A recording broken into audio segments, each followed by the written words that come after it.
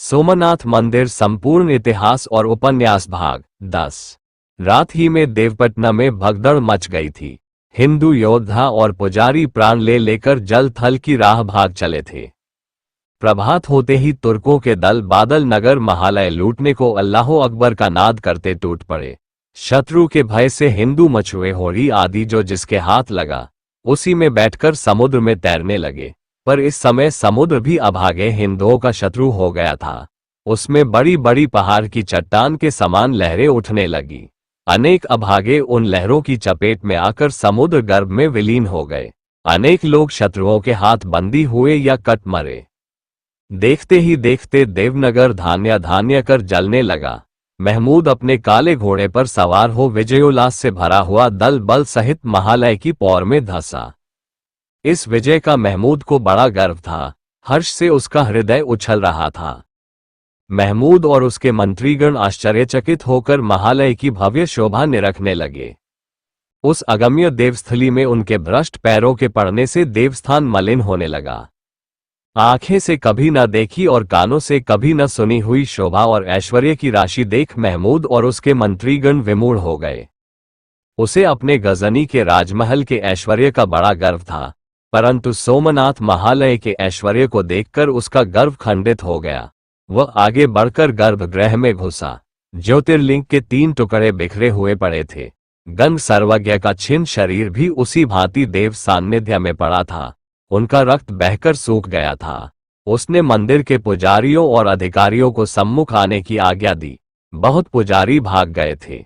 जो शेष थे वे कृष्णस्वामी को आगे करके डरते कांपते अमीर के सम्मुख करबद्ध आ खड़े हुए।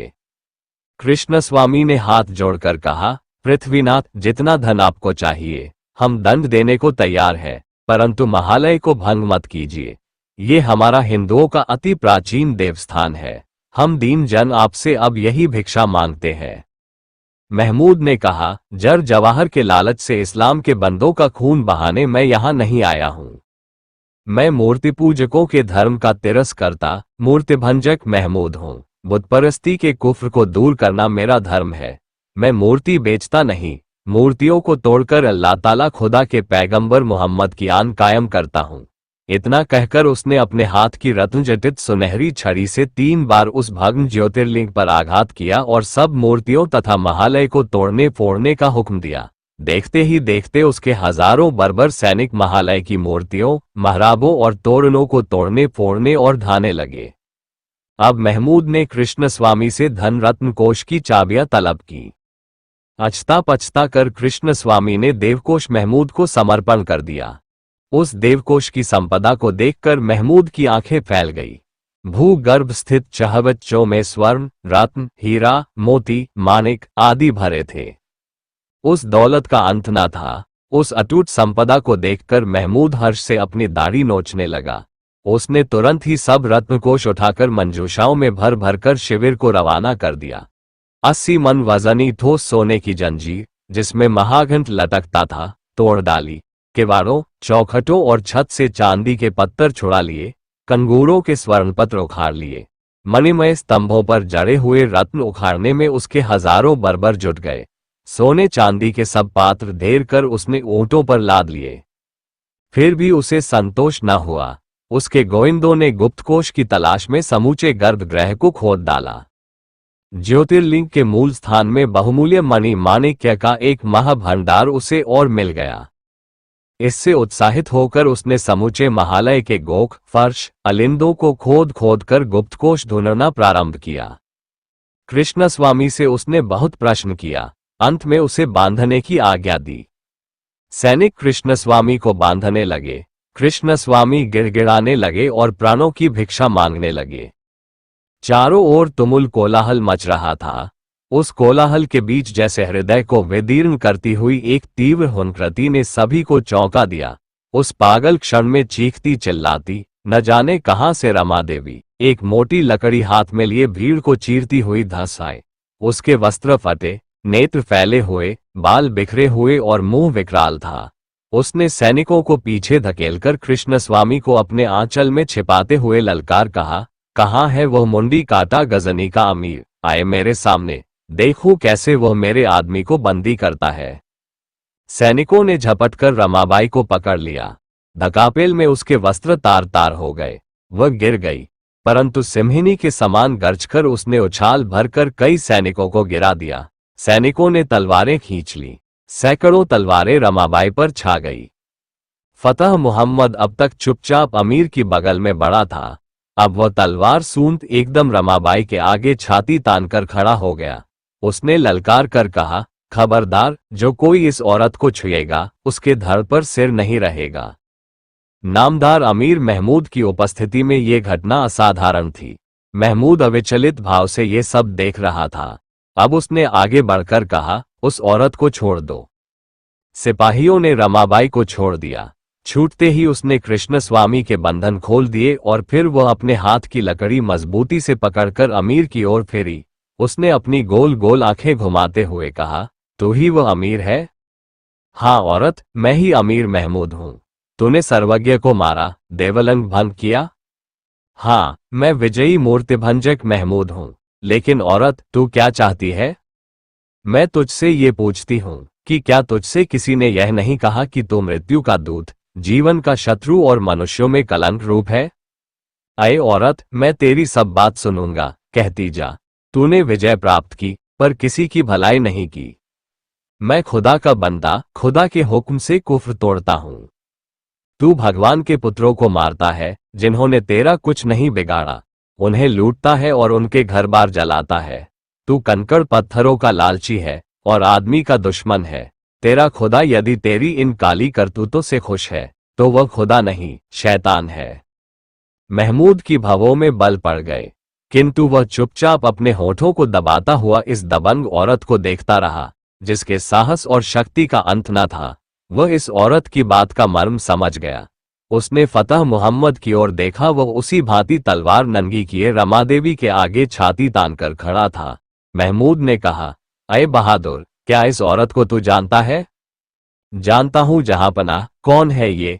मेरी मां। महमूद बड़ी देर तक उस औरत की ओर ताकता रहा। एक हल्की मुस्कान और करुणा की झलक उसके नेत्रों में आए। उसने जलद गंभीर स्वर में कहा, औरत, तलवार के विजेता महमूद के सामने तूने जो सच कहा, वह बादशाहों के लिए इज्जत की चीज है।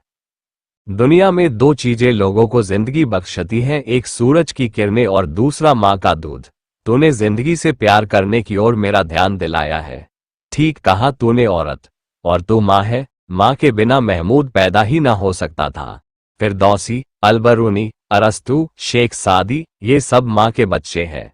अये मां, आगे बढ़ और इस बच्चे के सिर पर हाथ रखकर इसे दुआ बख्श, जिसने 30 वर्ष तक धरती को अपने पैरों से कुचलकर उसे लोहू से लाल किया है। 2 कदम आगे बढ़कर महमूद सिर झुकाकर एक बालक की भांति रमाबाई के आगे आ खड़ा हुआ।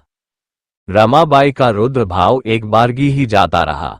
उसने हाथ की लकड़ी फेंककर आगे बढ़कर महमूद के मस्तक पर हाथ रखा और आंखों में आंसू भरकर कहा, कैसे तू जिंदा आदमी को मार सकता है, उनका घर बार लूट सकता है? अरे महमूद, उनकी भी तेरी सी जान है, उन्हें कितना दुख होता होगा, बोल तो। रमाबाई की आंखों से झरझर आंसू बह चले। महमूद ने सिर ऊंचा किया। उसने कहा, बहुत लोग मुझसे अपने राज्य और दौलत के लिए लड़े, लेकिन इंसान के लिए आज तक मुझसे कोई नहीं लड़ा। मैं खुदा का बंदा महमूद वही कहूंगा जो मुझे कहना चाहिए। ये औरत जो मेरे सामने खड़ी है, उसने मुझे एक नई बात बताई है जिसे मैं नहीं जानता था। इसके हाथ में तलवार नहीं है, तलवार का डर भी इसे नहीं है। ये रोती और गिड़गिड़ाती भी नहीं, बादशाहों के बादशाह महमूद को फटकारती है। इंसाफ के प्यार ने इसे इस कदर मजबूत बनाया है। इसके आंसुओं का मोल तमाम दुनिया के हीरे मोतियों से भी नहीं चुकाया जा सकता। इसने महमूद को मां की तरह नसीहत दी है और अब मैं महमूद, खुदा का बंदा, वही कहूंगा जो मुझे कहना चाहिए। 200 घुड़सवार जिनकी सरदारी फतह मुहम्मद करेगा, इज्जत के साथ बादशाहों के बादशाह की मां को इसके घर तक पहुंचा दे और उसका हर एक हुक्म बजा लाए। महमूद इस औरत का बेटा है। वह कहता है वह जितनी दौलत चाहे ले जाए और जो चाहे उसे वही हुक्म दे। लेकिन रमा देवी ने कहा, महमूद, मुझे कुछ नहीं चाहिए। मैं केवल यही चाहती हूं कि तू अभी इस देवपटना से चला जा और अब अधिक विनाश न कर। और जान रख कि तू जैसे खुदा का बंदा है वैसे ही और सब लोग भी हैं। वे सब तेरे भाई हैं महमूद, उन्हें प्यार कर। तेरी नामवर तलवार उनकी रक्षा के लिए है, उनकी गर्दन काटने के लिए नहीं। महमूद ने तलवार ऊंची करके कहा, महमूद खुदा का बंदा इस औरत का हुक्म मानकर इसी क्षण इस देवपटना को छोड़कर कूच का हुक्म देता है। महमूद ने तलवार को म्यान में किया और अपना घोड़ा मंगाया। उसके सब सैनिक चुपचाप अपनी तलवारें नीची किए उसके पीछे पीछे चले। केवल फतह मोहम्मद अपने 200 सवारों के साथ रह गया।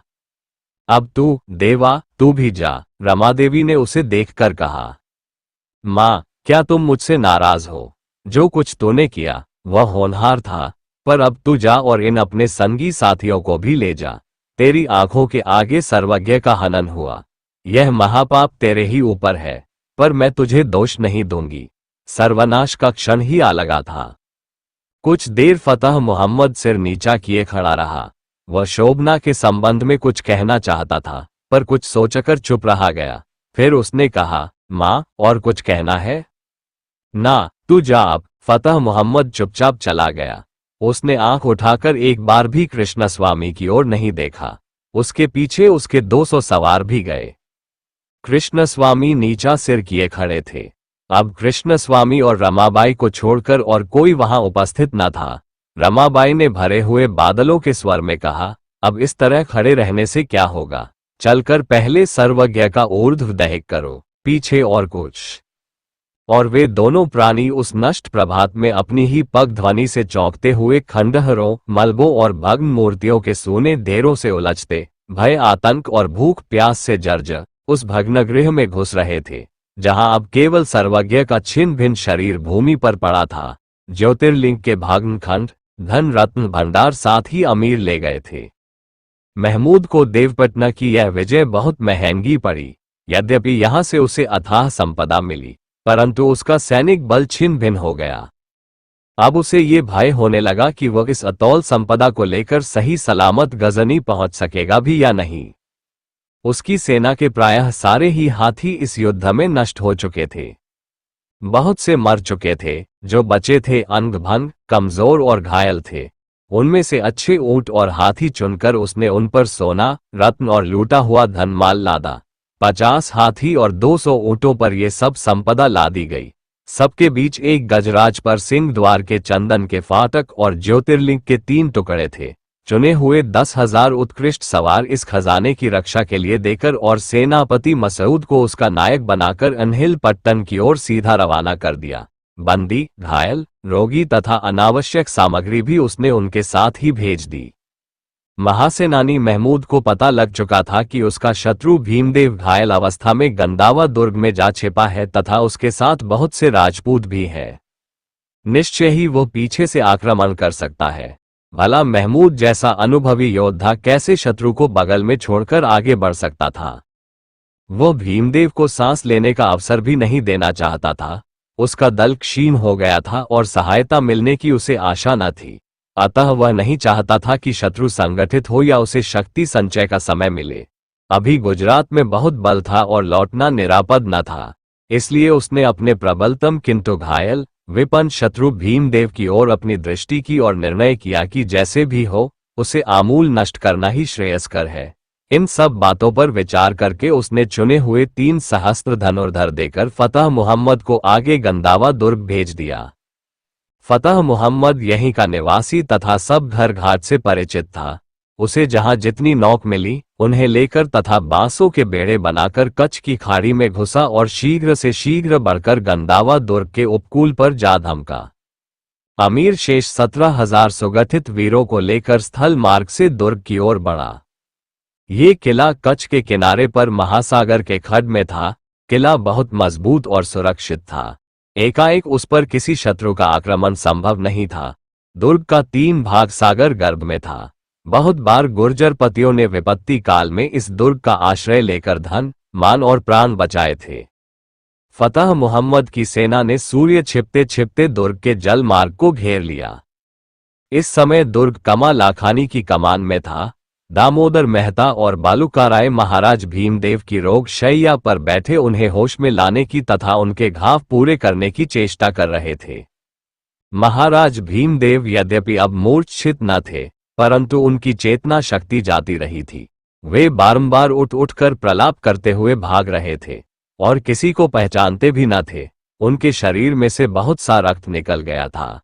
अभी उनके जीवन की आशंका बनी थी। राजवैद्य उपचार कर रहे थे तथा भरूकच और खंभात से चिकित्सक बुलाए गए थे, जिनकी प्रतीक्षा हो रही थी। इसी समय फतह मोहम्मद के नेतृत्व में अमीर की सेना ने दुर्ग पर आक्रमण कर दिया।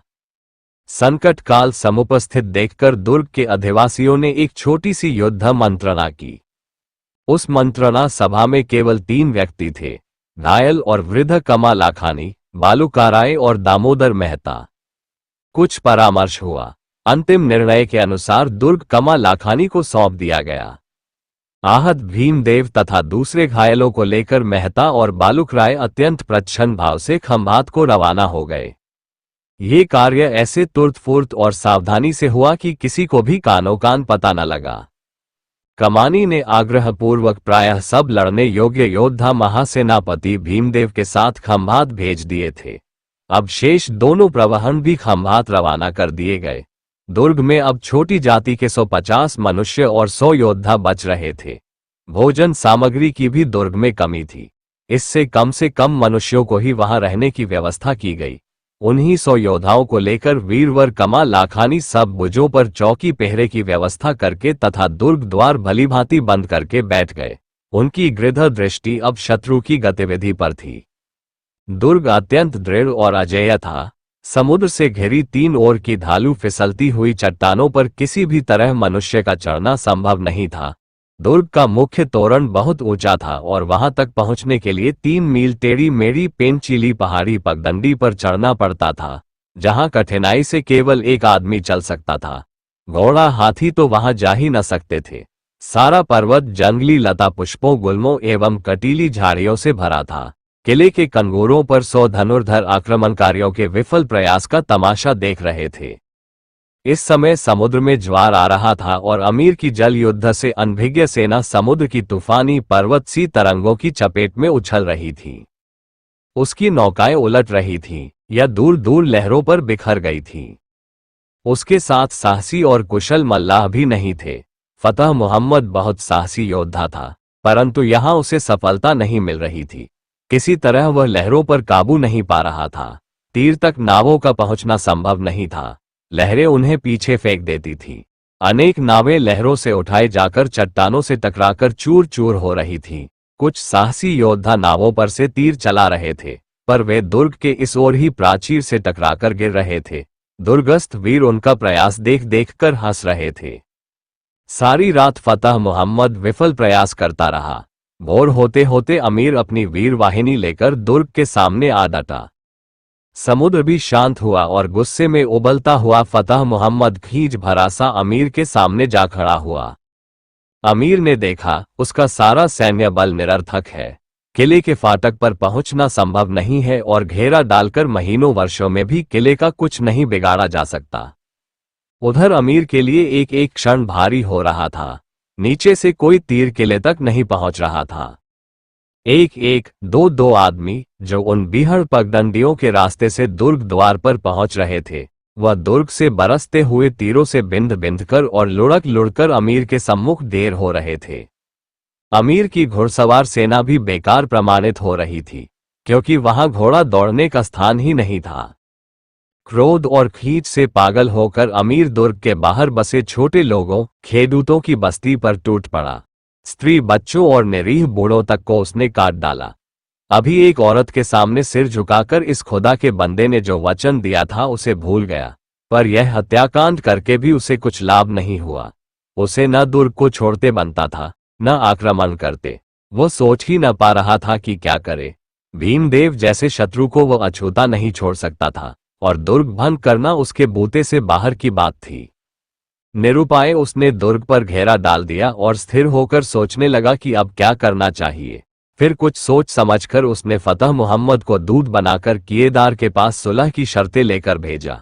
सुलह की शर्तें सिर्फ यही थीं कि यदि किएदार महाराज भीमदेव को उनके सुपुर्द कर दे तो वह किला छोड़ सकता है। फतह मोहम्मद सफेद झंडा फहराता हुआ किले की पौर पर पहुंचा।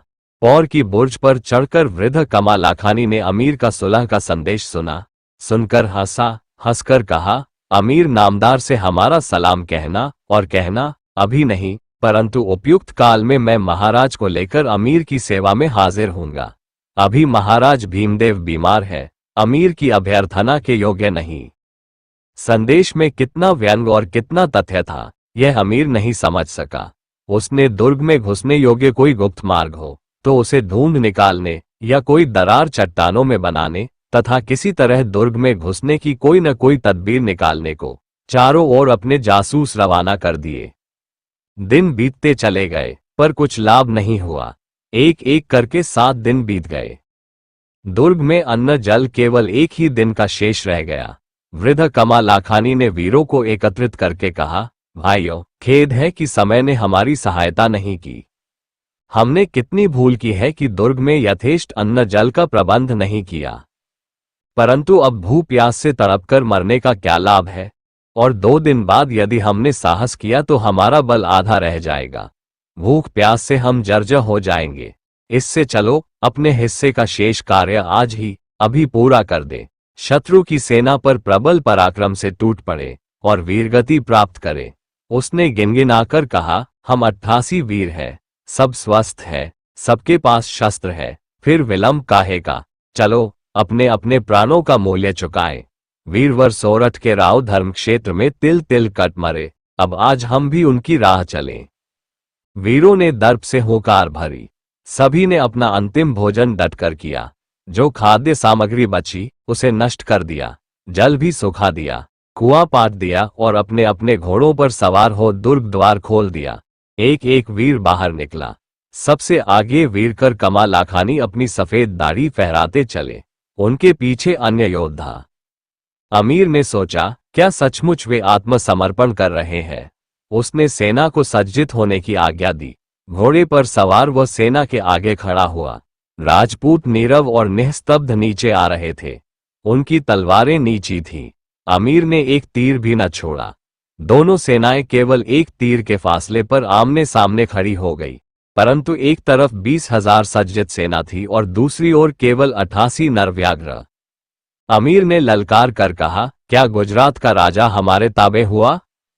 उत्तर में वीर कमा लाखानी ने अपनी तलवार छाती से लगाए, घोड़े को जरा आगे बढ़ाया और हवा में फहराती हुई अपनी धवल दाढ़ी की छटा दिखाते हुए कहा, यदि तू ही गजनी का अमीर है तो हमारे पास 88 तलवारें हैं, ले एक एक गिन।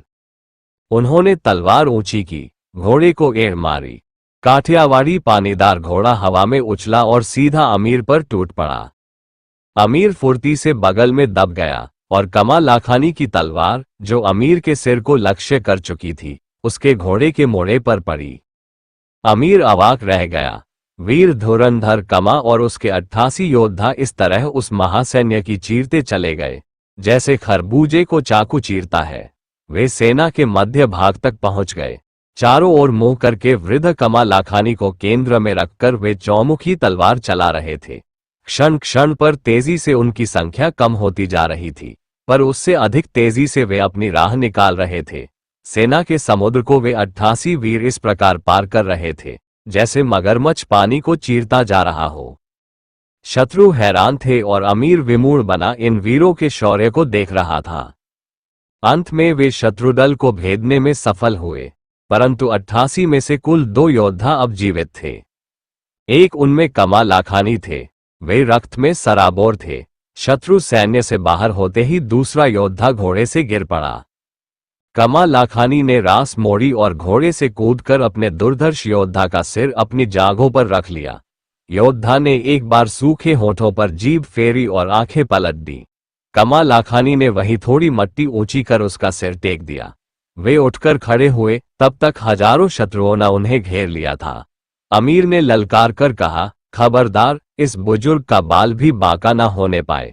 योद्धा हट गए और कमा लाखानी अपनी तलवार हाथ में लिए खड़े रहे। घावों से उनके शरीर पर रक्त बह रहा था। अमीर घोड़े से कूद पड़ा। उसने कहा, अये बुजुर्ग, तुझ पर आफरीन। तू कौन है? अपना नाम बताकर महमूद को ममनून कर। मैं कच्छ का धनी कमा लाखानी हूं, परंतु अमीर महमूद, अब मैं खड़ा नहीं रह सकता। 2 घड़ी पहले जब मैं तेरे सामने आया था, मेरे पास 88 तलवारें थी, परंतु अब केवल एक है। यह मैं सिर्फ तुझे देना चाहता हूं। जल्दी कर, मेरी आंखें भी जवाब दे रही है। तलवार उठा। वृद्ध कमा लाखानी ने हवा में तलवार घुमाई, पर उनका शरीर झूल गया। अमीर ने लपक कर उन्हें आंचल में भर लिया। उसकी आंखों में आंसू भर आए। उसने कहा, कच्छ के विजयी महाराज, आपकी इस अकेली तलवार ने दिग्विजयी महमूद को ज़ेर किया है। महमूद की क्या ताप की इसे छुए। वीरवर कमा लाखानी के कान में महमूद के पूरे शब्द नहीं पड़े। अमीर की गोद में उनका सिर ढुलक गया। उनको गोद में लेकर अमीर महमूद वहीं भूमि पर बैठ गया। एक बार वीरवर ने आंखें खोली, होंठ हिले और सदा के लिए निस्पंद हो गए। अमीर ने आंख उठाकर देखा तो उसके योद्धा चुपचाप खड़े ये तमाशा देख रहे थे।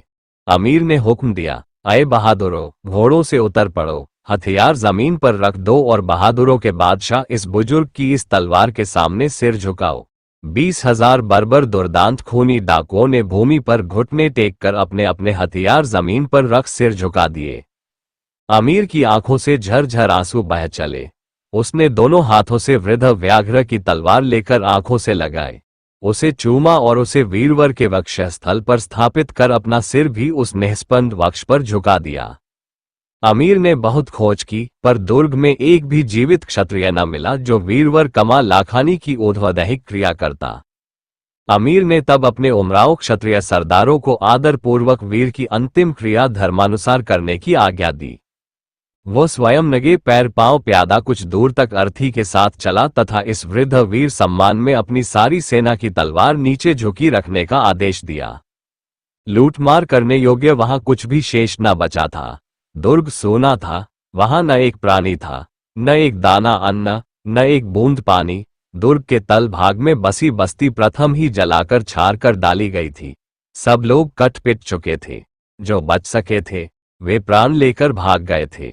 लाशें सड़ रही थीं, गीध मंडरा रहे थे। वायु का साय साय शब्द और समुद्र की उत्ताल तरंगें भयानक दिख रही थीं। अमीर की सारी सेना त्रस्त, थकित, भूखी प्यासी और अशांत थी। वहां न उनके घोड़ों को घास और दाना चारा था, न सिपाहियों के लिए अन्न जल। वीर का सत्कार कर चुकने पर इस सिंह व्याघ्र का ध्यान फिर अपने प्रमुख शत्रु भीमदेव की ओर गया। क्या भीमदेव बचकर भाग निकला या इसी युद्ध में मर कट गया? परंतु ऐसा होता तो उसका पता अवश्य लग जाता। बहुत से गोइंदे इसकी टोह में लगा दिए थे। स्वयं फतह मोहम्मद अपने सवारों सहित खोज में निकला था। तीसरे पहर फतह मोहम्मद समाचार लाया कि भीमदेव बचकर खंभात को रवाना हो गया है। अमीर के पाषाण सम कठोर हृदय पर जो मूर्ति अंकित थी वह भी खंभात में थी। अब तक अमीर अपने रण रंग में उसे भूला था। अब एक बारगी ही वह मूर्ति उसकी रक्त बिंदुओं में ऊधम मचाने लगी। उसने मन ही मन याद करके उसका नाम दोहराया, चौला चौला, और वह लंबी लंबी सांसें लेने लगा। उसके नथुने जलने लगे। इसी समय उसे ख्याल हुआ कि उसका शत्रु भीमदेव भी खंभात में है और वह उसकी माशूका नाजनी भी। एक अज्ञात ईर्ष्या से उसका रोम रोम जल उठा। एक प्रच्छन्न भावना से अभिभूत होकर उसने अपने मन में कहा, नहीं नहीं, ये दोनों कभी नहीं मिलने पाएंगे, कभी नहीं। उसे स्मरण हुआ वो प्रथम दर्शन, भीमदेव का अकस्मात आकर तलवार उठाना और फिर गन के आने से निरुपाय लौटना। उसने धरती पर पैर पटक कर कहा, हो, जब तक ये तलवार है उसे दूसरा कोई न छू सकेगा। वह महमूद की दौलत है, उसकी संचित सारी दौलत से भी अधिक, उसकी 17 बड़ी बड़ी दिग्विजयों से भी अधिक मूल्यवान। परंतु गर्व और गौरव ने किसी के सामने उसे अपने हृदय की इस भूख को प्रकट नहीं करने दिया। वह मन ही मन ताव पेच खाता रहा। अंत में उसने फतह मोहम्मद को एकांत में बुलाकर कहा, क्या तू खंभात की राह बात जानता है? जानता हूं, राह में दाना घास पानी है, बहुत है। खंभात देखा है हजरत। वहां की गली कूचों से वाकिफ है? अच्छी तरह, मैं वहां रह चुका हूं। और वह नाजनी? मेरी एक आंख उस पर है हुजूर। क्या तुझे उसकी कुछ खबर है? वहां जाते ही मिल जाएगी। किस तरह? मेरा आदमी उसके साथ है। वह क्या भरोसे का है? मेरी बीवी है। तो चल, अभी कूच कर अपने 3000 सवार चुन ले और उन्हें 3 टुकड़ियों में बांटकर मुझसे 3 कोस आगे चल। हर एक टुकड़ी का आधे कोस का फासला रख। जो हुक्म, और तुझे मैं सिर्फ उस नाजनी के ऊपर छोड़ता हूं। लड़ाई से दूर रहकर सिर्फ उसी पर आंख रख। जो हुक्म हुजूर, और तेरी बीवी यदि सिपहसालार की बीवी बनने का फख हासिल करना चाहती है तो उसी नाजनी की साया में रहे, ये बात उसे कह देना। कह दिया है हुजूर, तू एक दानिशमंद खुशगवार बहादुर है, मैं तुझसे खुश हूं।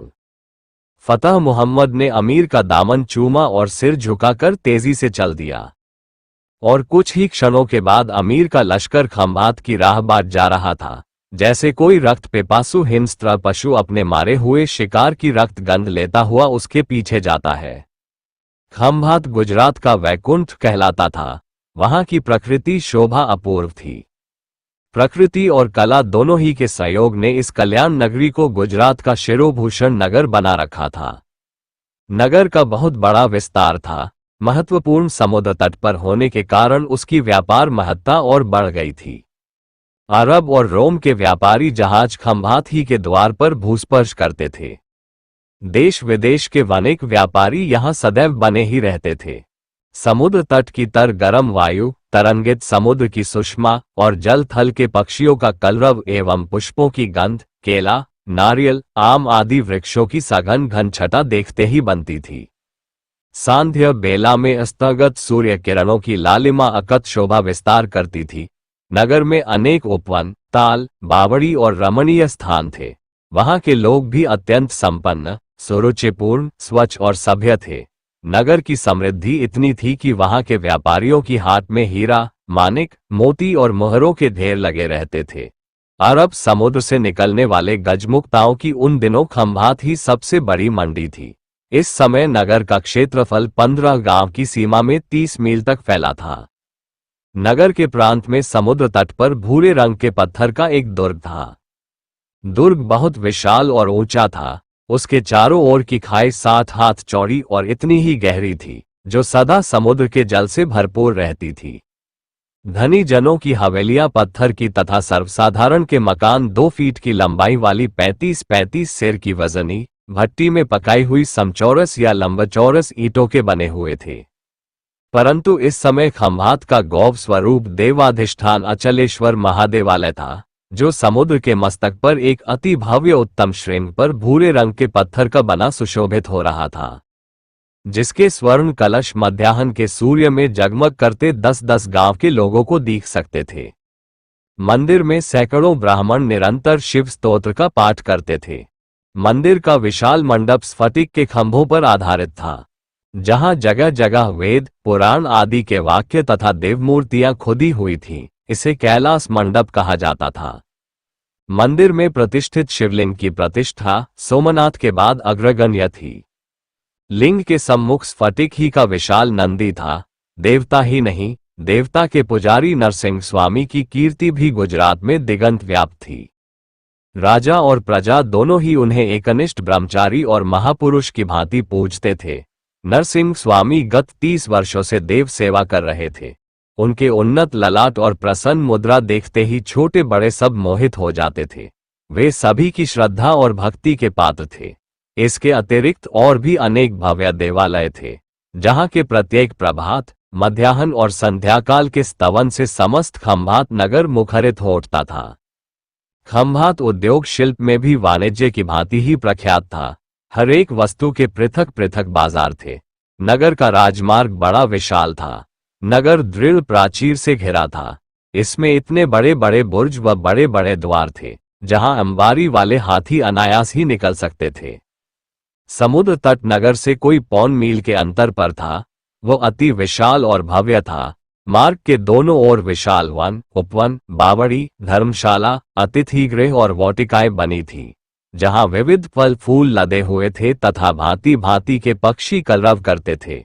वसंत घोषी कोयल आम्र मंजरी पर बैठी कुहू की ध्वनि करती और आम, चंपा, तमाल, अशोक वृक्षों की सघन छाया में स्त्री पुरुष स्वच्छंद विहार करते तथा उन्मुक्त नैरोग्य समुद्री वायु का सेवन करते थे। इन दिनों खंभात में बहुत भीड़ हो गई थी।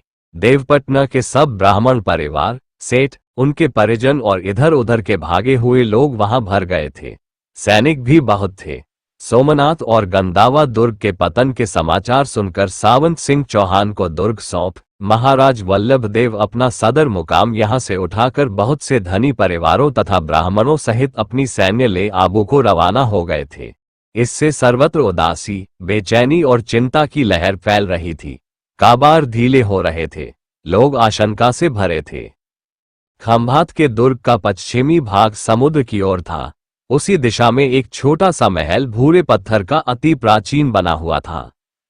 कहते हैं कि उस महल को वल्लभीपुर के महाराज शिलादित्य ने निर्माण कराया था। महल सुंदर और कलापूर्ण था और उसमें 8वीं-9वीं शताब्दी की भव्य स्थापत्य कला का प्रदर्शन था। इसी महल में चौला को रखा गया था।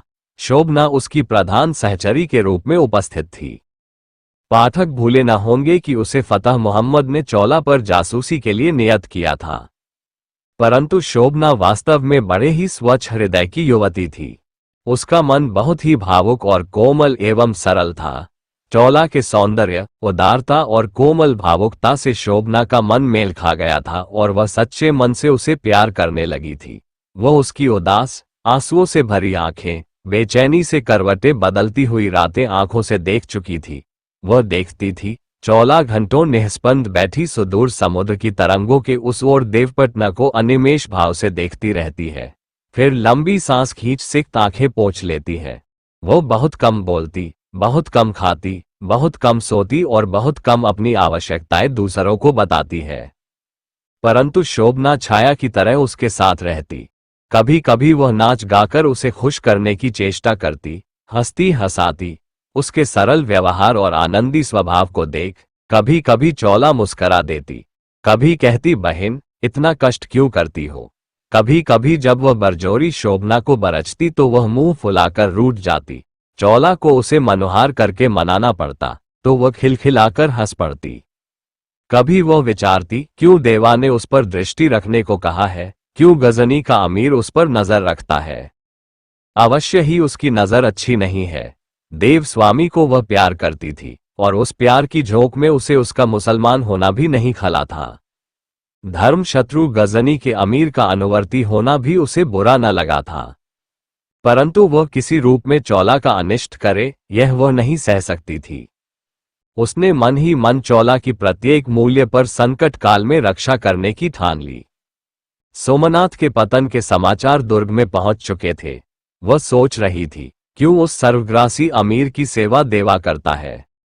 वह निश्चय कर चुकी थी कि यदि इस बार देवा से मुलाकात हुई तो वह कहेगी कि वह उस धर्मद्रोही का साथ छोड़ दे और महाराज भीमदेव की सेवा में रहकर आतताई का सामना करे। महाराज भीमदेव के साथ चौला का धर्म विवाह देव सान्निध्य में हो चुका है, ये बात अभी उसे नहीं मालूम थी, परंतु महाराज भीमदेव के प्रति चौला के विरह वैकल्य को वह ठीक ठीक समझ गई थी। वह भुक्त भोगिनी थी, इससे उसके मन में चौला के प्रति यथेष्ट सहानुभूति थी। खंभात का किएदार सामत सिंह नियत किया गया था और उसने चौला को महारानी की भांति रहने की सब संभव व्यवस्था कर दी थी। वह नित्य सुबह शाम उपस्थित होकर चौला की आवश्यकताओं को पूछ लेता, दासियों तथा शोभना को आवश्यक हिदायतें तथा देवपटना के समाचार देता था। देवपटना के पतन से वह चिंतित था और शोभना की विपत्ति की आशंका से सावधान। और एक दिन जब संध्या काल में शोभना और चौला समुद्र की उज्ज्वल फेन राशियों के साथ अस्तगत सूर्य की अरुण किरणों को क्रीड़ा विलास करते देखने में मग्न थी, तभी व्यस्त भाव से चौहान ने वहां पहुंचकर सूचना दी कि महाराज सख्त घायल हुए हैं एवं महाराज की सवारी खंभात आ रही है। चौला एक बारगी ही उन्मत्त की भांति बाहर को दौड़ पड़ी। उसने देखा, सेना की एक छोटी सी टुकड़ी दुर्ग में प्रविष्ट हो रही है। सबके आगे घोड़े पर सवार नंगी तलवार हाथ में लिए सेनापति बालूकार आए हैं। महाराज के मूर्छित घायल शरीर को चौला के ही कक्ष में लाकर रखा गया। चौला सब लाज संकोच भूल महाराज का सिर गोद में ले जार जार दो आंसू बहाती और महाराज के सूखे बालों में अपनी कोमल अंगुलियां फेरती रही। भाव विमोहित हो शोभना भी महाराज के चरणों को गोद में ले बैठी। राजवैद्यों का उपचार जारी था। दुर्ग में हलचल फैल रही थी। सामत सिंह दौड़ दौड़कर सब बुर्जों पर सुरक्षा की व्यवस्था कर रहे थे। अब किसी भी क्षण अमीर के खंभात पर आ धमकने की संभावना थी। निराश और उद्वेग का वातावरण सर्वत्र छा रहा था। धीरे धीरे रात गंभीर होने लगी। निस्तब्ध रात्रि में चौला के सान्निध्य में चौला का सुख स्पर्श पाकर महाराज भीमदेव को चेतना हुई। महाराज ने आंखें फाड़कर चारों ओर देखा। उनकी दृष्टि चौला के सूखे और मुरझाए मुंह पर अटक गई। उन्होंने क्षीण स्वर से पूछा, मैं कहाँ हूं? परंतु चौला के मुंह में स्वर अटक गया। वह बोल न सकी। उसकी आंखों से झरझर आंसू बह निकले। शोभना ने कहा, घनी खम्मा अन्नदाता खम्भात में है। और तुम? शोभना उत्तर न दे सकी। महाराज की दृष्टि चौला पर अटक गई। उसे पहचान कर महाराज ने कहा, तुम हो चौला? उन्होंने हाथ ऊंचा करके अपने बालों में घूमती हुई चौला की अंगुलियां छुई। चौला ने आंसू पोंछे। रोती हो? क्या अशुभ हो चुका? यही संभव था, किंतु और सब? महाराज, चौला की हिचकियां बांध गई। बालुकाराय है? चौला ने धीरे से कहा, हाँ है। क्या बुलाऊं? नहीं। और मेहता दामो? वह भी है महाराज। क्या मैं यहां कई दिन मूर्छित रहा? महाराज को आज ही बालुकाराय लेकर आए हैं। देवपटना से? नहीं, गंदावा दुर्ग से। तो गंदावा दुर्ग का भी पतन हो गया? चौला ने सिर झुका लिया। महाराज ने जल मांगा। चौला ने चांदी की झारी से जल महाराज के मुंह में डाला। कुछ देर महाराज चुप रहे। फिर उन्होंने एक प्रकार से आर्तनाद सा करते हुए कहा, तो गुजरात की तलवार टूट चुकी। कौन कौन खेत रहे, कौन कौन बचे? सब ब्यौरा सेनापति शायद बता सके। उन्हें बुलाऊं? अभी नहीं। उन्होंने फिर शोभना को देखकर कहा, तुम कौन हो? मैं शोभना हूं, देवी की चिरकिन कई। महाराज ने चौला की ओर देखा। चौला ने साभिप्राय दृष्टि से शोभना की ओर देखा। शोभना धीरे से उठकर बाहर चली गई। कक्ष में एकांत हो गया। महाराज एकटक बहुत देर तक दीपक के धीमे पीले प्रकाश में चौला के पीले मुंह को देखते रहे। फिर आहिस्ता से उसे खींचकर अपने वक्ष पर डाल लिया। पुष्प के ढेर की भांति चौला महाराज के वक्ष पर गिरकर भारी भारी सांस लेने लगी। जीवन और मृत्यु के मध्यस्थ उस संयोग वियोग के उद्वेग से उसका वक्ष लोहार की धौंकनी के समान उठने बैठने लगा। दोनों ही आकुल व्याकुल हृदय परस्पर आलिंगित धड़क रहे थे और उनके साक्षी थे। दोनों के प्रेम पिपासु सूखे, विरह विदग्ध संपुटित प्रचुंबित ओष्ठ। महाराज भीमदेव की रुगन शैया पर मंत्रणा सभा जुड़ी। सभा में केवल 3 पुरुष थे, बालुकाराय, दामो मेहता और महाराज भीमदेव। महाराज भीमदेव ने पूछा, तो देवपटना का पतन हो गया, गुजरात की मर्यादा भंग हो गई? गुजरात की मर्यादा भंग नहीं होगी महाराज, जब तक बांबली भीमदेव खड्गहस्त है, मेहता दामोदर ने स्थिर स्वर से कहा। सर्वज्ञ गण की कुछ सूचना मिली है? नहीं महाराज। देवता की रक्षा हुई, कुछ कहा नहीं जा सकता। राव रायधन? वे संभवतः खेत रहे। और कमा लाखानी? गंदावा दुर्ग हमने उन्हें ही सौंपा था। उन्होंने हमें सब युद्ध साधन समेत विदा कर दिया था। दुर्ग में कुल 100 योद्धा भी नहीं थे, पर दुर्ग दृढ़ था। कौन जाने उन पर क्या बीती, सूचना अभी नहीं मिली है। दुर्ग में क्या यथेष्ट अन्न जल था? नहीं। तब तो महाराज के नेत्र सजल हो गए। उन्होंने कहा, राजवैद्य कहाँ है? उपस्थित है महाराज, उन्हें अभी बुलाओ। राजवैद्य ने आकर महाराज को जोहार कहा। महाराज ने कहा, वैद्यराज, मेरे घाव कितनी देर में भर जाएंगे? अन्नदाता, अभी 1 मास न अश्व की पीठ ले सकते हैं, न तलवार ग्रहण कर सकते हैं। ये तो असंभव है वैद्यराज। असंभव तो महाराज के प्राणों का इस क्षत विक्षत शरीर में शेष रह जाना था। वैद्यराज ने आंखों में आंसू भरकर कहा। वह तो संभव हुआ वैद्यराज, महाराज ने सूखी हंसी हंसकर कहा। महाराज के पुण्य प्रताप और देव सहाय से महाराज। तो वैद्यराज, प्रत्येक मूल्य पर यह भी संभव करो कि मैं 1 सप्ताह में शस्त्र ग्रहण कर सकूं। अपराध क्षमा हो अन्नदाता, मैं किसी तरह श्रीमानों के प्राणों पर खतरा नहीं आने दूंगा। परंतु गुजरात की प्रतिष्ठा का प्रश्न है। गुजरात के धनी के प्राणों का मूल्य उससे बहुत अधिक है अन्नदाता। नहीं वैद्यराज, मैं अधिक काल तक शैया पर नहीं रह सकता। वैद्यराज ने सिर झुका लिया। मेहता ने कहा, महाराज, हम जैसे भी संभव होगा आपको स्वास्थ्य लाभ कराने की शीघ्रता करेंगे, परंतु अभी अगत्य की बात है। संकेत पाकर वैद्यराज चले गए। महाराज ने कहा, हाँ, परंतु मेरी तो एक ही बात है कि गजनी का ये दैत्य और उसके संगी साथियों में कोई यहां से जीवित लौटने ना पाए। यही हमें निर्णय करना है महाराज। मेरी एक योजना है, मेहता ने कहा। कहो मेहता, महाराज ने आकुल दृष्टि से मेहता को देखकर कहा। महमूद के लौटने के दो मार्ग हैं, एक आबू को होकर राजस्थान को भंग करके, दूसरा कच्छ के रन में होकर।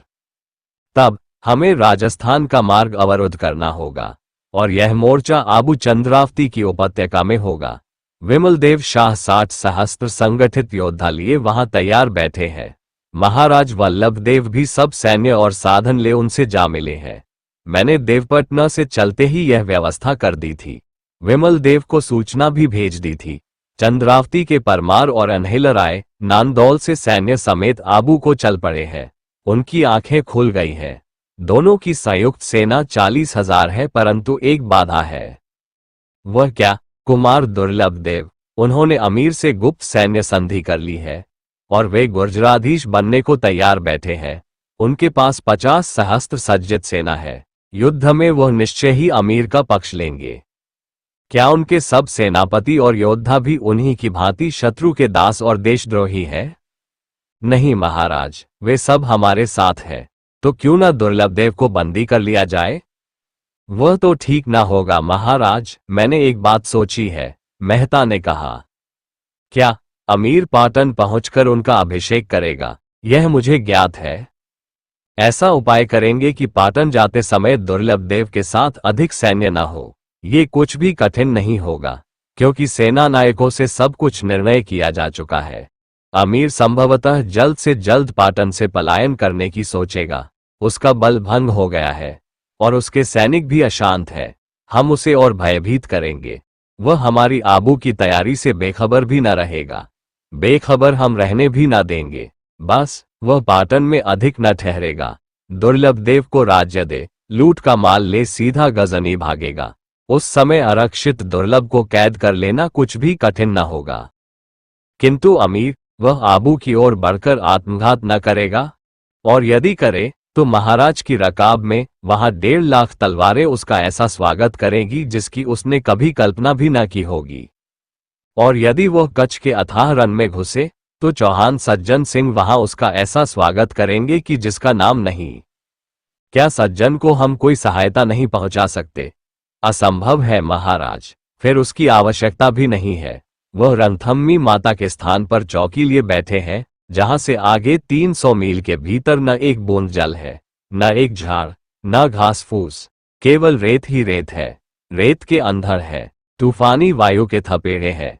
ये सब इन दैत्यों की जीवित समाधि के लिए उत्सुक है। तो अब खंभात का कोई भरोसा नहीं है। गजनी का दैत्य आपकी गंध सूंघता हुआ चाहे जबा धमकेगा। इसलिए आप चौला रानी तथा बालुकाराय को लेकर अभी इसी क्षण आबू को कूच कर दे और मैं सब ब्राह्मणों, सेठियों, स्त्रियों और आवश्यक जनों को भरूकच रवाना करता हूं। धन, संपत्ति और अन्न आदि को बचाने का समय नहीं है।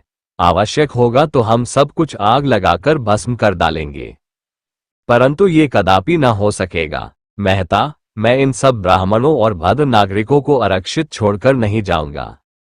किंतु महाराज, चुप मेहता, मैं इसी अपनी तलवार की शपथ खाकर कहता हूं कि नहीं जाऊंगा। अरे, जीवन क्या बारंबार मिलता है?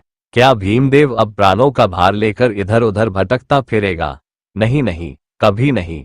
हाँ, तुम चौला रानी को सुरक्षित पहुंचाने की व्यवस्था कर दो। परंतु इस बार चौला, जो जालीदार गवाक्ष में बैठी मंत्रणा सुन रही थी, लोक लाज छोड़ उन्मत्त की भांति दौड़कर महाराज के पैरों से लिपट गई।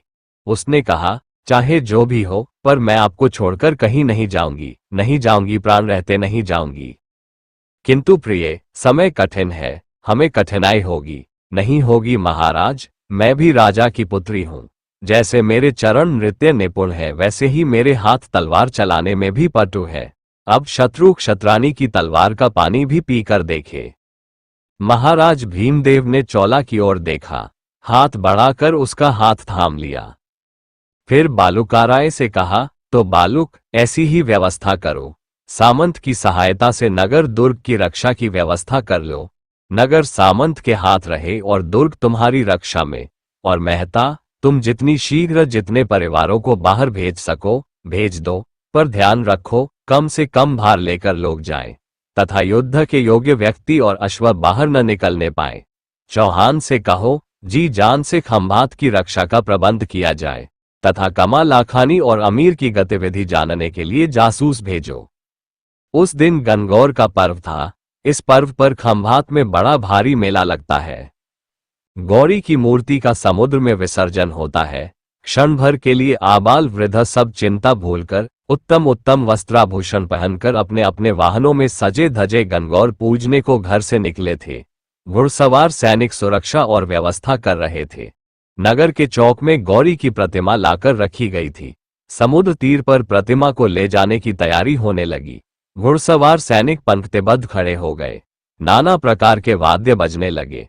विविध रंग बिरंगी पताकाएं लिए बालक बालिकाएं आनंद से किलकारी भरने लगे। अभी सूर्योदय हुए एक प्रहर भी नहीं हुआ था, फिर भी सूर्य की किरणें तेज हो गई थी। गौरी की प्रतिमा एक स्वर्ण निर्मित शिविका में रखी गई थी। उसको सेठों के युवक पुत्रों ने उठा लिया और हर्ष से उछलते हुए हृदयों से देवी प्रतिमा को ले चले। गौरी की प्रतिमा पीले रंग के रेशमी वस्त्रों से अलंकृत थी। अनेक प्रकार के रत्न, मोती और स्वर्ण अलंकारों से उसका श्रृंगार किया गया था। शिविका के आगे आगे नगर के शिष्ट नागरिक और प्रतिष्ठित सेठ साहूकार चल रहे थे, और पीछे के भाग में नगर की कुमारिकाओं को आगे करके सब सुहागिनें विविध अलंकारों से अलंकृत हो चल रही थी। इनकी केश राशि नाना प्रकार के फूलों से श्रृंगारित थी। ऐसा प्रतीत होता था कि मानो वसंत श्री मूर्तिमती होकर उस दिन खंभात में शोभा विस्तार कर रही थी। अनेक कुमारियां हाथ में चांदी के डंडे लिए शिविका के पीछे चल रही थीं। अनेक सोने के डंडे वाले चंदन के पखों से प्रतिमा की सेवा करती या चंवर दुलती चल रही थी। कुछ कुमारिकाएं और सुहागिनें अपने वीणा विनिदित स्वर से गौरी का स्तवन करती जा रही थी। इस प्रकार गौरी की प्रतिमा का ये समारोह समुद्र तट पर जा पहुंचा। वहां एक ऊंचे मंच पर प्रतिमा का डोला रखा गया। समुद्र में सैकड़ों छोटी बड़ी तरनियां तैर रही थीं। भव्य समारोह से सब नर नारी देवी प्रतिमा का दर्शन कर गाते बजाते प्रतिमा को एक सज्जित तरनी में बैठाकर और स्वयं भी तरनियों में बैठ बैठकर जल विहार करने लगे। स्नान पूजन के बाद समुद्र की सुनहरी रेती में मेला जमा। बालिकाएं ठोर ठोर गरबा गाने, हंसने खेलने उछलने लगी। लोग अपने साथ लाए पकवानों का भोग लगाने लगे। सारा ही दिन खंभात निवासियों ने समुद्र तट के विहार में लगाया। सांधिवला में देवी की सवारी धूमधाम से पीछे फिरी। कुलाग्नाएं गाती बजाती और युवक विविध खेल क्रीड़ा करते पीछे लौटे। आकाश में चंद्रोदय हुआ। नगर द्वार पर दीपावली और अग्नि क्रीड़ा का भव्य दृश्य था। धीरे धीरे सारा ही जनजमाव नगर द्वार पर आकर आनंद मग्न हो अग्नि क्रीड़ा देखने लगा। नर नारी अपने यूथ बांधकर गाने बजाने और नृत्य करने लगे। ढोल, दमामे, तुरही, शंख और घंटों का तुमुल नाद होने लगा। इतने ही में दैत्य के समान काली काली मूर्तियां न जाने कहां से घोड़े दौड़ाती और तलवारें घुमाती इन आनंदमग्न निरीह नर नारियों पर टूट पड़ी। पहले एक फिर अनेक फिर अनगिनत, देखते ही देखते कोहराम मच गया। अभी कुछ क्षण पूर्व जहां का वातावरण स्वच्छंद आनंद एवं कोलाहल से परिपूर्ण था, वहां अब वह भय, वेदना और हाय हाय के भयानक चीत्कारों से भर गया। हंसते बोलते खेलते कूदते आबाल वृद्ध नर नारी कटने मरने चीखने चिल्लाने और प्राण लेकर जहां जिसका सींग समाया भागने लगे। किसी को किसी की सुध न रही। सैकड़ों अबोध बालक घोड़ों की टापों से कुचलकर चटनी हो गए। अनेक कुल बालाओं को इन दैत्यों ने जीवित ही पकड़कर अपने घोड़ों से बांध लिया। कुछ साहसी जनों ने जो हाथ लगा उसी से सामना किया तो उन्हें तत्क्षण टुकड़े टुकड़े होकर मृत्यु की शरण लेनी पड़ी। इस प्रकार वह संपूर्ण आनंदोत्सव मृत्यु, विनाश और रक्तपात में डूब गया। आसकरण सेठ खंभात के नगर सेठ थे। उनका काबार, प्रतिष्ठा और धन वैभव बहुत चढ़ा बड़ा था। देश देशांतरों में उनके नाम की हुंडी चलती थी। आयु पूरी होने पर 80 वर्ष की आयु में उनकी मृत्यु हुई। परिवार में उनके छोटे भाई मदनजी मेहता और पुत्र पौत्र परिजन सब मिलकर 50 व्यक्ति थे। मदनजी मेहता ने बड़े भाई की मृत्यु पर देसावर करने का मनोरथ किया था। अंजार, मांडवी, मुद्रा, लखपत, बेराजा, सुथरी, तेरा, रोहा, पथरी आदि 12 गांवों के महाजन खंभात में एकत्रित हुए थे। बहुत वर्षों से किसी धनी ने देसावर नहीं किया था, अतः इस अवसर पर दूर दूर से जिन्हें आना था वे भी जाति गंगा में स्नान करने आए थे। एकत्रित होने वालों की भिन्न भिन्न भावनाएं भी थीं। बहुत लोग सगे संबंधियों से मिलने आए थे, बहुत जन काबार, बहीवट, लेखा जोखा देखने आए थे। कितने लोग जिज्ञासा की भावना से, कितने सैर सपाटे के लिए और माल मलीदे उड़ाने के विचार से आए थे। इस प्रकार आसकरण की मृत्यु के 11वें दिन खंभात के बाजारों में बड़े बड़े नगरों के सेठ, श्रीमंत व्यापारियों, पटेल वानियों की भीड़ घूम रही थी। अनेक पिता अपने पुत्रों को सजा धजाकर उनकी सगाई कराने के विचार से बेटी वालों की नजर में चढ़ाने लाए थे।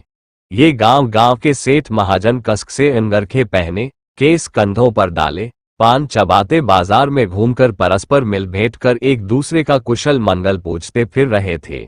घेरावदार अंगरखों पर चुस्त चुन्नट पड़ी आस्तीन, मलमल की इजाबंद की फैट और चमकता लाल सोरठी जूता ठाट बता रहा था। नगर सेठ के घर धूम मची थी। विविध पकवान बन रहे थे, मिठाइयों के थाल पर थाल सजाए जा रहे थे। सैकड़ों जन कामकाज में व्यस्त थे। मदनजी सेठ और उनका पुत्र देवचंद हाथ बांधे नम्रता से सब आगत अभ्यागतों का स्वागत सत्कार कर रहे। अभी संध्या नहीं हुई थी। भोजन की पात बैठी। बाहर के तथा नगर के महाजन जीमने के पाटों पर आ बैठे। परोसगारी प्रारंभ हुई। किसी का हाथ लड्डू पर गया, किसी का पूरी पर, परंतु मुंह तक किसी का हाथ नहीं पहुंच पाया। इसी समय भयानक कोलाहल सुनकर सब कोई चौकन्ने हो गए। एक युवक लोहू लुहान गिरता पड़ता सेठ की देहरी में गिर गया। उसने हौंफते टूटे स्वर में कहा, अनर्थ अनर्थ, ब्राह्मण वध, देवभंग। सब कोई हाथ का कौर छोड़ उठ खड़े हुए। मदनजी सेठ ने आगे बढ़कर कहा, अरे रामदेव महाराज, क्या हुआ, कहो तो सही। रामदेव ने टूटते स्वर में कहा, गजनी का अमीर आया है। उसने गुरुदेव नरसिंह स्वामी को बांध लिया है। महालय भंग किया जा रहा है, ब्राह्मण वध किए जा रहे हैं। उसने फटी फटी आंखों से चारों ओर देखा और निर्जीव होकर भूमि पर गिर गया। हरे राम, हे गोविंद, शिव शिव, ब्राह्मण हत्या कहकर सब महाजन विमूढ़ हो एक दूसरे को देखने लगे। सभी पतले छोड़ उठ खड़े हुए। मदनजी सेठ और देवचंद जैसे थे वैसे ही नंगे पैर मंदिर की ओर दौड़ चले। महाजनों ने बाहर आकर देखा, सैकड़ों ब्राह्मण भागते चिल्लाते दौड़े चले आ रहे हैं। उनमें से बहुतों के वस्त्र लोहू में तर है। उनके पीछे घुड़सवार पठान सैनिक घोड़े दौड़ाते भागते ब्राह्मणों की नंगी पीठ पर तलवारों और बछियों से घाव करते दबाए चले आ रहे हैं। सबके आगे कीमती घोड़े पर सवार फतह मोहम्मद हाथ में रक्त भरी नंगी तलवार हवा में उछलाता आ रहा है। देखते ही देखते इन बर्बर सैनिकों ने महाजनों को घेर लिया। सैकड़ों लपलपाती खूनी तलवारें हवा में ऊंची हुई। तिलक हजजाम भी रक्त वस्त्र पहने फतह मोहम्मद के साथ एक अच्छे घोड़े पर सवार था। उससे फतह मोहम्मद ने कहा, ये सब अमीरजादे सेठिया है, सब लखपति करोड़पति है। इन्हें मारने की अपेक्षा कैद करना अच्छा है। इनके छुटकारे की भारी रकम अमीर को मिलेगी। इतना कहकर उसने सवारों को रक्तपात करने से रोक दिया और सबको बंदी करने की आज्ञा दे दी। देखते ही देखते देश देश के सब सुकुमार, श्रीमंत, सेठ बंदी हो गए। भागते हुए ब्राह्मण भी घेर लिए गए। इसी समय देवचंद्र वहां आ गया। उधर बलूची सवारों ने सेठ के घर को राय रत्ती लूट लिया और सबको बांधकर ले गए। सेठ की नवकिसलय सुकुमारी कुमारी कंचनलता को भी घर में से घसीटकर उन्होंने बांध लिया। सेठ पत्नी मूर्छित हो भूमि पर पड़ी रह गई। धर्मप्राण मदनजी सेठ और उनका पुत्र देवचंद्र दोनों ही प्राणों का मोह छोड़ नरसिंह स्वामी और देवरशन के विचार से समय और बलाबल का बिना ही विचार किए पागल की भांति मंदिर की ओर दौड़े जा रहे थे। वे दौड़ते हुए घुड़सवार पठानों की झपट से बचते हुए कभी गली कूचों और कभी किसी मकान या वृक्ष की आड़ में होते हुए दौड़ रहे थे। कितनी ही बार उन्हें भागती हुई भीड़ में धक्के खाकर गिरना पड़ा। घोड़ों की टापें उन्हें रौंदती चली गई। इस संघर्ष में पिता पुत्र का साथ भी छूट गया, परंतु इस समय मदनजी सेठ को न प्राणों की परवाह थी, न पुत्र की। वह जैसे भी संभव हो देवता और उसके पुजारी नरसिंह स्वामी की रक्षा करना चाह रहे थे। वह सोच रहे थे अमीर यदि उसकी करोड़ों की संपत्ति लेकर भी देव भंग न करे, स्वामी जी को छोड़ दे, तो उसे सब संपत्ति दे देंगे। मदनजी सेठ ने मंदिर के निकट पहुंचकर देखा मंदिर की ध्वजा टूट चुकी है। सैकड़ों बर्बर सैनिक मंदिर के कंगूरों पर चढ़े मंदिर को दहा रहे हैं। ब्राह्मणों और पुरजनों की लाशें जहां तहां पड़ी हैं। बहुत से बर्बर सिपाही लूट का माल लाद लाद कर ले जा रहे हैं। सेठ का सिर घूमने लगा। उसी समय कोई वस्तु लुढ़कती हुई उसके पैरों में आकर गिरी। सेठ ने झुककर उसे उठा लिया। रक्त से उसका हाथ भर गया। उसने देखा और उसका शरीर थर थर कांपने लगा। हे ईश्वर, वह नरसिंह स्वामी का कटा हुआ सिर था। सेठ में खड़े होने की सामर्थ्य न रही। सिर को गोद में लिए वह वहीं भूमि पर गिर गया। सैकड़ों आत्ताए घुड़सवार पैदल उसे मुर्दा समझकर कुचलते हुए चले गए। सेठ मूर्छित पड़ा रहा, परंतु उसके प्राण नहीं निकले। रात आए और चली गई। सेठ की मूर्छा टूटी। उसने देखा आकाश में शुक्र नक्षत्र पूर्व दिशा में अकेला टिमटिमा रहा है। सामने भग्न देवस्थान विशाल दैत्य की भांति खड़ा है। मनुष्य का नामो निशान भी वहां नहीं है। वह उठा, मुर्दों और अधमरों को रूंधता नगर द्वार पर पहुंचा। वहां दूर तक गणगौर से लौटे हुए नर नारियों के छिन छिन शरीर भूमि पर पड़े थे। उनके रंग बिरंगे वस्त्र समुद्री हवा में फड़फड़ा रहे थे। गीद और चीलें आकाश में मंडरा रही थी। सूर्य लाल लाल आंखें किए ऊपर उठ रहा था। सेठ अपने घर लौटा। घर के द्वार पर सन्नाटा था। द्वार खुला था, पर भीतर किसी जीवित व्यक्ति के चिन्ह न थे। सब घर अस्त व्यस्त लुटा पिटा था। हे ईश्वर, क्या मेरे कुटुंब में एक भी पुरुष जीवित नहीं रहा? उसे अब अपने पुत्र देवचंद्र की याद आए। उसने जोर जोर से चिल्लाकर देवचंद्र को पुकारा। धीरे धीरे एक स्त्री मूर्ति आकर उसके ऊपर गिर गई। ये सेठ की पत्नी थी। उसने रोते रोते कहा, वे सब कुछ लूट ले गए, वे कंचनलता को भी। आगे वह बोल न सकी और मूर्छित हो भूमि पर गिर गई। मदनजी सेठ भूमि पर बैठ गए। पत्नी को यत्न करके उन्होंने सावधान किया। फिर कहा, सब कुछ सुना दो, सब कुछ सुना दो। सेठ की पत्नी ने कहा, हंगामा सुनकर हम सब भुनहरा में छिप गए थे। वे सब सेठियों को पकड़ पकड़ ले गए, फिर घर में घुसकर लूट मचाने लगे। इसी समय देवचंद्र आ गया। उसे वे सब मारने दौड़े, कंचन से न रहा गया। मेरे रोकने पर भी वह भौहरे से बाहर आ देवचंद्र को भीतर खींचने लगी, पर उनकी दृष्टि उस पर पड़ गई। उन्होंने उसे घसीटकर घोड़े से बांध लिया। उसे बचाने में देवचंद्र घायल होकर गिर गया। पता नहीं जीवित है या मृत। वे उन दोनों को ले गए, दोनों को। सेठ ने एक ठंडी सांस ली। पत्नी को वह धारस न दे सका। बहुत देर चुप बैठे रहकर उसने अपना कर्तव्य स्थिर किया। फिर अति कोमल भाव से पत्नी को उठाकर कहा, अब चलो प्रिय, हम भी अपना धर्म पूरा करें। और दोनों भीतर चुप चले गए। महाराज भीमदेव का घायल और आरक्षित अवस्था में खंभात में रहना दामोदर मेहता को असंगत लगा। कूटनीति का ये पंडित महाराज और महारानी चौला देवी दोनों ही को खतरे में डालना पसंद नहीं करता था, पर प्रश्न निष्ठा और प्रतिष्ठा का था। न तो महाराज भीमदेव ही प्राणों के मोह से खंभात को आरक्षित छोड़ने को राजी हो सकते थे, न चौला रानी ही उन्हें छोड़कर जा सकती थी। दामोदर महत्ता की दृष्टि में संभात की रक्षा से अधिक महत्व का प्रश्न राजा और रानी की रक्षा का हो उठा। दुर्ग, नगर और राजा रानी तीनों की रक्षा का प्रश्न था। प्रश्न अत्यंत गंभीर था। योद्धा और युद्ध सामग्री की तो कमी थी ही, निरंतर पराजित होने के कारण उनमें साहस की भी बहुत कमी हो गई थी। दामोदर मेहता भग्न हृदय सेना की कठिनाई से असावधान न थे, अतः अब उन्होंने ही सबसे अधिक साहस करने की ठान ली। परंतु न तो मेहता को न बालुकाराय ही को यह विश्वास था कि शत्रु इतनी शीघ्रता से उनके सिर पर आ टूटेगा। जिस दिन यह मंत्रणा हुई उसके दूसरे दिन ही गणगौर का त्योहार था।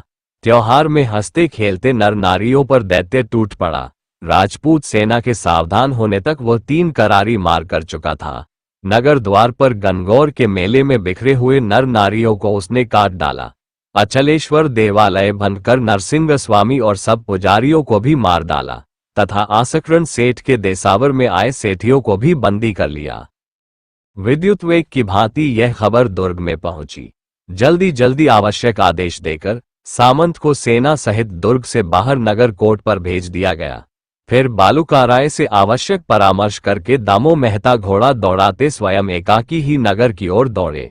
दुर्ग द्वार बंद हो गया, खाई का पुल तोड़ दिया गया। सामंत को अधिक से अधिक सहायता पहुंचाना ही दामो मेहता का उद्देश्य था। सामंत को उसने समझा दिया था कि सम्मुख जमकर युद्ध न करे, गली कूचों में मारकाट करते बलूची सवारों पर बगल से टूटकर आक्रमण करे, दबाव होने पर भाग जाए, मकानों और वृक्षों की आड़ में मौके की ताक में 10-10, 5-5 आदमियों की टोलियां छिपा दे, साहस की प्रेरणा करके नगर निवासियों को भी भागने से रोककर शत्रु पर आक्रमण में सहायता करने की चेष्टा करे। सामंत ने यही युद्ध नैपुण्य अपनाया। जगह जगह सारे नगर में उसके योद्धा बिखर बिखर कर नगर जनों से सहयोग लेकर बगल से शत्रुओं पर आक्रमण करने लगे। इसका फल भी उत्तम हुआ।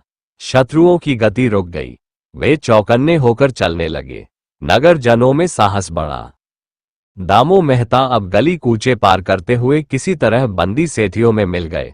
सेठ लोग दंड देने की चर्चा चला रहे थे। दामोदर ने बातचीत शुरू की। एक सेठ ने कहा, 5 करोड़ कोरी बहुत है, इतना दंड दे कहां से सकते हैं? दूसरे ने कहा, देना चाहे तो भी नहीं दे सकते, कोरी क्या हमारे पास यहां परदेश में है। तीसरे ने कहा, हुंडी कर सकते हैं, पर वह राक्षस मानेगा क्यों, उसे तो नकद ही चाहिए, बिना नकद दिए छुटकारा नहीं है। शुभकरण सेठ खंभात के सेठों का चौधरी था। उसने कहा, 1 करोड़ कोरी मैं दे सकता हूं।